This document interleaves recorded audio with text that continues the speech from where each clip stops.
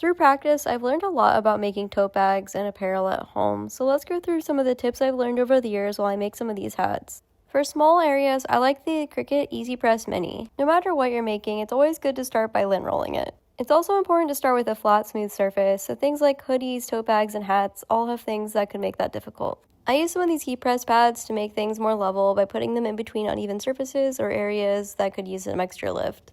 Once the surface is flat and even, I usually start with an initial 5 to 10 second press to get some of the moisture out of the material and to continue to make it ready to put on the design. I always use regular parchment paper between the materials and the heat press. For the design, I have found that DTF sheets are super high quality and long lasting, and if you get them from professional places like Supercolor, Transfer Express, and Ninja Transfers. Temperature and pressure are tricky because I have found that it really depends on the exact materials that you're using. Even things like temperature and humidity in your own home can impact things. I suggest starting with the manufacturer's heating instructions. After I press the design onto a garment, I do use a felt-edged squeegee to help to smooth things down. After letting it cool for a bit, I start to peel off the transfer sheet. If it ever starts to stick, I just try to peel from a different edge, and then usually this works. If you feel any resistance when you're peeling off the transfer sheet, it's okay to just repress it and try it again. I peel off the sheet so slowly now because then it reduces the number of errors. When the transfer sheet is off, I seal it one more time with a 5 to 10 second more press. Once it's cooled again, I give it a touch to make sure the edges are smooth.